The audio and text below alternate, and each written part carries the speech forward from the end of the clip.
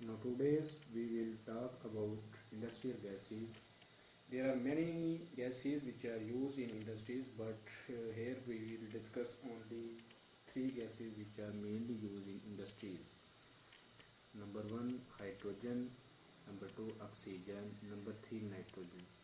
These gases are used for different raw materials for the manufacturing of other chemicals. First of all, we discuss about hydrogen. It is an important gas which is used for the raw material of different chemicals and petroleum industries. Hydrogen is solid and liquid gas. The liquid gas is most profitable. Now we start the manufacturing of hydrogen. Hydrogen is almost derived from carbonaceous material like primarily hydrocarbons and water. These carbonaceous material or water is decomposed by application of energy which may be electrical, chemical or thermal. There are different methods exist for the manufacturing of hydrogen which we will discuss one by one. Number one is electrolytic method. The electrolytic process produces high purity hydrogen and consists of passing direct current through an aqueous solution of alkali and decomposing the water according to the following reaction. This is an endothermic reaction. The second one is hydrogen production in microbial electrical cell. In this cell, the fermentation of plant occurs. Plant-based fermentation produces acetic acid. Bacteria consume acetic acid, releasing electrons, protons and carbon dioxide. Electrons are used as power source. Carbon dioxide goes an anode and proton goes to the cathode, where electron converts protons into hydrogen, which is pure gas, which is also used as vehicle fuel. The third one is steam hydrocarbon reforming process. In this process, a mixture of steam reacts with hydrocarbons in the presence of catalyst at high temperature, which is shown in following reaction. In this process, light hydrocarbons are used like methane. Now we discuss reforming reaction. The following reaction is called reforming reaction. It is highly endothermic reaction.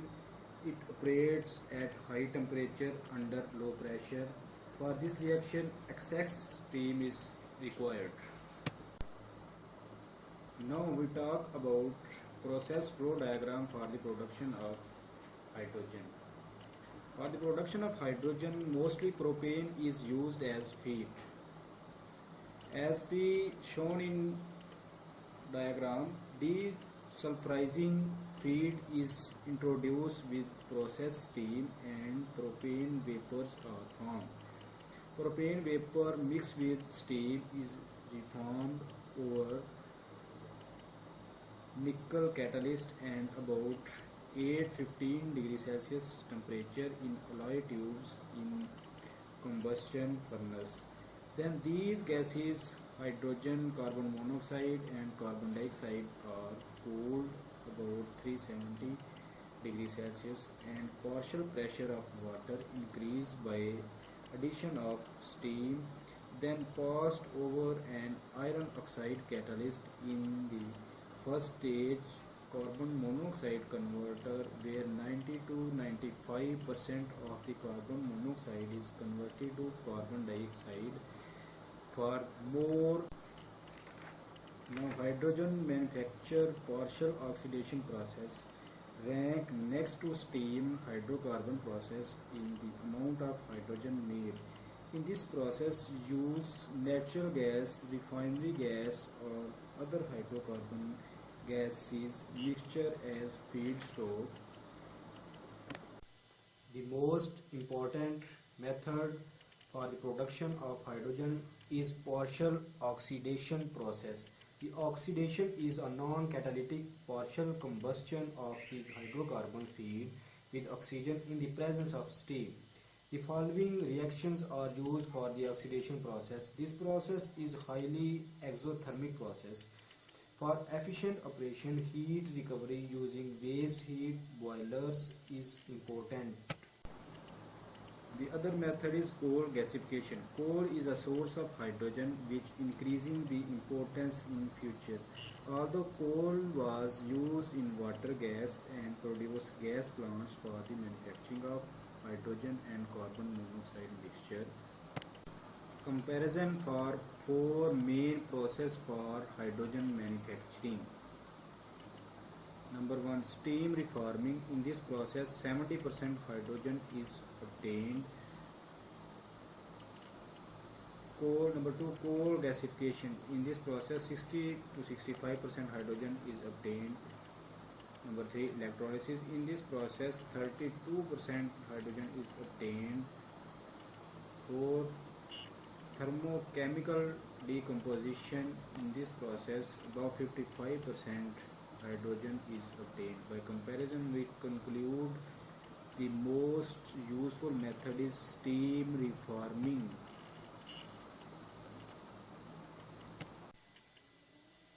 Now we talk about the purification of hydrogen.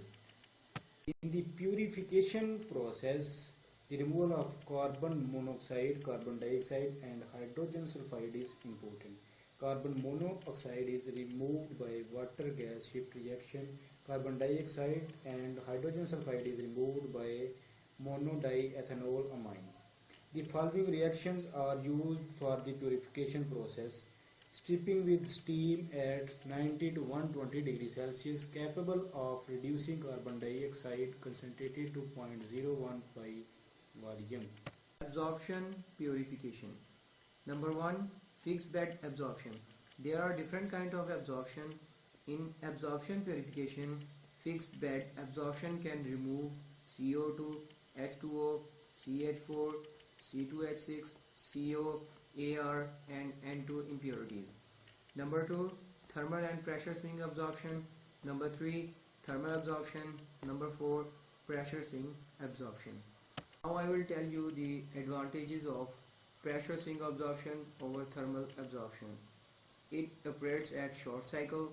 It reduces vessel sizes and absorbent requirements. It is used to purify typical hydrogen stream to less than 1 to 2 ppm total impurities. Cryogenic liquid purification. In this process, the gases are liquefied at very low temperature. In cryogenic liquid purification, highly purity obtained, for example 99.99%. In this process, temperature is almost minus 180 degrees Celsius. Now, the next industrial gas is oxygen gas. Manufacturing of oxygen. There are different methods for manufacturing of oxygen. Number 1, cryogenic process. Number 2, pressure swing absorption process. Number 3, electrolysis of water. Number 4, by chemical reaction in which oxygen is freed from a chemical compound. Now I will explain you the flow sheet for oxygen and nitrogen manufacturing. The air is compressed to about 94 psi in a multi-stage compressor. It then passes through a water-cooled cooler to condense any water vapor, and the condensed water is removed in a water separator. The air passes through a molecular sheet absorber. The absorber contains zeolite and silica gel type absorbent, which trap the carbon dioxide, heavier hydrocarbons and any remaining traces of water vapor. The absorber is cleaned to remove the trapped impurities. This usually requires two absorbers operating in parallel so that one can continue to process the airflow while the other one is flushed. The pre-treated airstream is split. A small portion of the air is diverted through a compressor where its pressure is boosted. It is then cooled and allowed to expand to nearly atmospheric pressure. This expansion rapidly cools the air, which is injected into the cryogenic section to provide the required cool temperature for operation. The main stream of air passes through one side of a pair of plate fin heat exchangers operating in series, while very cold oxygen and nitrogen from the cryogenic section pass through the other side. The incoming airstream is cooled while the oxygen and nitrogen are warm.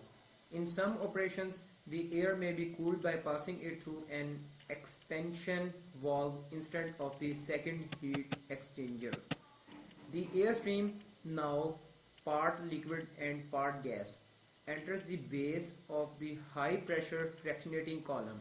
As the air works its way up the column, it loses additional heat. The oxygen continues to liquefy, forming an oxygen-rich mixture in the bottom of the column, while most of the nitrogen and argon flow to the top as vapor. The liquid oxygen mixture called the crude liquid oxygen is drawn out of the bottom of the lower fractionating column and is cooled further in the subcooler. Part of this steam is allowed to expand to nearly atmospheric pressure and is fed into the low pressure fractionating column. As the crude liquid oxygen works its way down the column, most of the remaining nitrogen and argon separate, leaving 99% pure oxygen at the bottom of the column. Meanwhile, the nitrogen argon vapor from the top of the high pressure column is cooled further in the subcooler.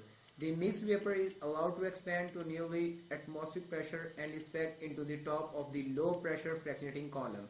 The nitrogen, which has lowest boiling point, turns to gas fast and flow out the top of the column as 99.995% pure nitrogen. Higher oxygen purity.